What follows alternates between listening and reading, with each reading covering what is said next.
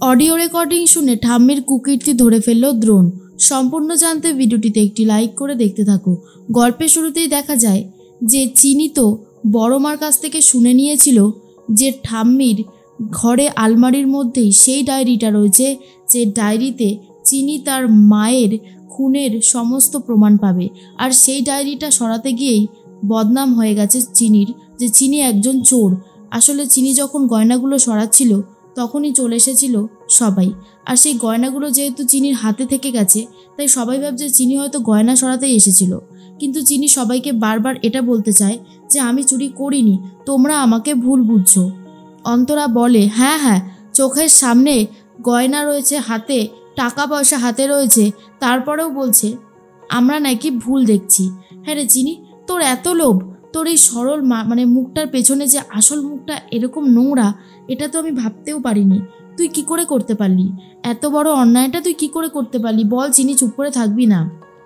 চিনি বলে বিশ্বাস করো মা, আমি সত্যি এমনটা করিনি, আমি শুধু তো এসেছিলাম। ঠিক তখনই চলে এসেছে বড় মা আর মনে মনে বলে সর্বনাশ, এবার কি হবে? তবে কি আমি যখন হেমকে বলছিলাম কথাটা চিনি শুনে নিয়েছিল? না না, চিনির বিরোধিতা এখন আমাকে করা যাবে না, এখন আমাকে চুপ থাকতে হবে। ঠাম্মি তখন বলে দেখো দেখো দাদু ভাই, ভাগ্যিস তুমি এসেছিলে, তাই নিজের চোখেই সবটা দেখতে পেলে, না হলে তো নিজের চোখে কিচ্ছু দেখতে পেলে না। এর মধ্যেই অন্তরা তখন বলে চিনিকে বের করে দে, বের করে দে, পুলিশের হাতে তুলে দে ওকে, ও যে অন্যায় করেছে তার শাস্তিও হাতে নাতে পাক। চিনি তখন বলে এই তুমি আমাকে চিনলে মা? তুমি আমাকে এখনো চেনোনি। আর তখন দেখা যায় যে সুনয়নী বলে সত্যি বাবা, ভাবা যায় না এই বাড়ির বউ কিনা চোর। সত্যি দ্রোণ, বেছে বেছে তুই একজন চোরকে বিয়ে করেছিস, ভাবতেও কেমন যেন লাগে। দ্রোণ তো আর বলতে পারছে না যে কি করবে না করবে। অপালা তখন বলে চিনিকে এইভাবে রেখে দিয়ে কোনো লাভের লাভ হবে না, আমি এক্ষুনি পুলিশে ফোন করছি, চিনিকে যেন ধরে নিয়ে চলে যায়। আর তখনই চিনি বলে আমি অন্যায় করে থাকলে অবশ্যই শাস্তি দেবেন, কিন্তু তার আগে আমার কথাটা দয়া করে শোনার চেষ্টা করুন, বুঝতে পারবেন যে আমি কেন এখানে এসেছিলাম। আসলে আমি এখানে এসেছিলাম ডায়েরিটা নেওয়ার জন্য। আর তখনই দ্রোণ বলে আবার মিথ্যে কথা বলছো তুমি, এই বাড়িতে চোরের কোনো জায়গা হবে না। তখনই চিনি বলে খুনির জায়গা হয় বুঝি? এরপর ছোটকা বলে বাহ চিনি বাহ, কি দিলে, এবারেই তো হবে আসল মজা। তখনই দ্রোণ বলে কি কি বলছো? হ্যাঁ কি বলছো তুমি? চিনি তখন বলে যা বলছি তা যে সত্যি কথা সেটা আমি জানি, কারণ এই ঠাম্মির ঘরের আলমারির মধ্যেই ছিল ডায়েরি। আর সেই ডায়েরিতে আমার মাকে যেভাবে মারা হয়েছে তার সমস্ত প্রমাণ লুকিয়েছিল, সেই জন্যই আমি ডায়েরিটুকুই নিতে এসেছিলাম। আর এই হলো সেই ডায়েরি। আপনারা কোনো কিছু না বুঝে শুনে আমার ওপর যেই দোষারোপটা করলেন সেটা কিন্তু ঠিক করলেন না স্যার। এরপরেই তখনই দ্রোণ দেখতে থাকে সেই ডায়েরিটা আর পড়তেও থাকে। তখনই চিনি বলে কি লেখা আছে তো? হ্যাঁ লেখা আছে তো আমার মাকে কিভাবে মারা হয়েছিল। দ্রোণ তখন বলে তুমি নিজেই পড়ে নাও, দেখে নাও কি রয়েছে। এরপর যখন দেখে তখন চিনি বুঝতে পারে এটা সেই ডায়েরিটা না, যেই ডায়েরিটার খোঁজে চিনি এসেছিল সেটা এই ডায়েরি না। চিনি তখন বলেন বিশ্বাস করুন ছোট মালিক, এই ডায়েরিটা না, সেটা অন্য ডায়েরি, সেটা বদলে গেল কি করে? অপালা তখন বলে এই শোনো, তোমার অনেক চালাকি হয়েছে, হ্যাঁ আর বেশি চালাকি করতে যেও না, ইতিমধ্যেই অনেক চালাকি তুমি করেছো, এবার অন্তত এগুলো থামাও, বাড়াবাড়ির চূড়ান্ত সীমায় পৌঁছে গেছো তুমি। তখনই চিনি মনে মনে বলে আমি তো এসব কিছু করিনি, তাহলে আমার কথাটা কেন কেউ বিশ্বাস করছে না? এরপরেই চিনিকে বাড়ি থেকে বার করে দেবে বলে ঠিক করেছে দ্রোণ। আর বলে শোনো, তুমি কাল সকাল হতেই তোমার বাবাকে নিয়ে এখান থেকে বেরিয়ে যাবে, আমি আর তোমার কোনো কথা শুনতে চাই না। চিনি তখন বলে ঠিক আছে ছোট মালিক, আপনার বাড়ি, আপনি যখন বলেছেন আমি এখান থেকে চলে যাব। তখনই মনে মনে অপালা ভাবে বেশ হয়েছে, এটাই তো চাইছিলাম। এর মধ্যেই ভূতনাথ কাকাও প্রচণ্ড ভেঙে পড়েছে। চিনি তখন বলে বাবা চলো আমরা আমাদের জিনিসপত্রগুলো গুছিয়ে নিই, ভোর হতেই আমাদেরকে বেরিয়ে যেতে হবে। ঘরে এসে দ্রোণ খুব কষ্ট পায়, ভাবতেই পারে না চিনি এমন কিছু করতে পারে, কিন্তু নিজের চোখে যেটা দেখেছে সেটাকে অবিশ্বাস করবে কি করে দ্রোণ?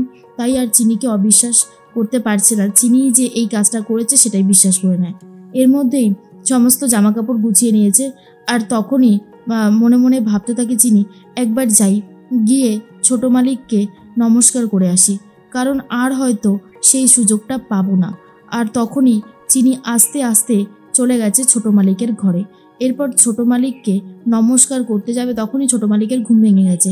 আর বলে কি ব্যাপার, তুমি এখানে কি করছো? বলো কি করছো? আর তখনই চিনি বলে, এটা ফেরত দিতে এলাম। আমি তো কালকে আপনার থেকে নিয়ে নিয়েছিলাম, তাই এটা এখানে রেখে চলে যাচ্ছি। এরপর রেখে দিয়ে চিনি নমস্কার করে দ্রোণকে আর তারপরে ঘর থেকে বেরিয়ে যায়। এরপর যখন চিনি তো সমস্ত জিনিসপত্র নিয়ে বেরোতে যাবে, তখনই চলে এসেছে ঠাম্মি আর বলে, কি ভেবেছিলে চিনি, এত সহজে সবটা ধরা পড়ে যাবে দ্রোণের কাছে? তোমার কি মনে হয় যে আমি এত বোকা? ঠাম্মি এত বোকা হতে পারে? যে একটা মানুষকে সরিয়ে দিয়েছে সে কি করে এত বোকা হতে পারে? তুমি তো জানি, তুমি তো সেদিনকার সেই পুচকে মেয়েটা, তুমি আমাকে ধরে ফেলবে এত সহজে, সেটা কি হতে পারে? আমি যে সমস্ত কাজ করি তার কোনো প্রমাণ রাখি না, বুঝতে পেরেছো? তাই তুমি চাইলেও কোনো কিছু প্রমাণ করতে পারবে না। আর তুমি যেই ডায়েরিটা নিতে গেছিলে সেটা আমি আগে থেকেই সরিয়ে রেখেছি, তাই আর কিছুই তুমি করতে পারবে না, বুঝলে?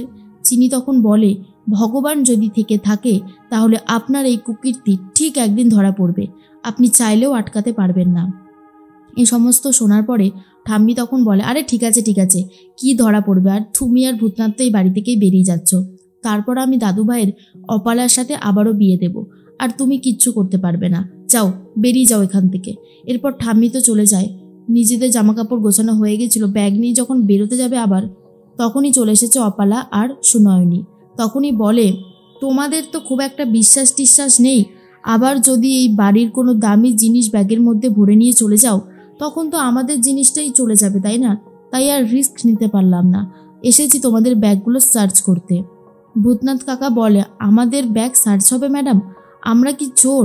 তখনই অপালা বলে, চুপ করো তো, ড্রাইভার ড্রাইভারের মতন থাকবে, বড় বেশি কথা বলো তুমি। চিনি বলে, আমাকে অপমান করছেন করুন অপালা ম্যাডাম, আমার বাবাকে অপমান করবেন না, সেটা কিন্তু এই চিনি মেনে নিতে পারবে না।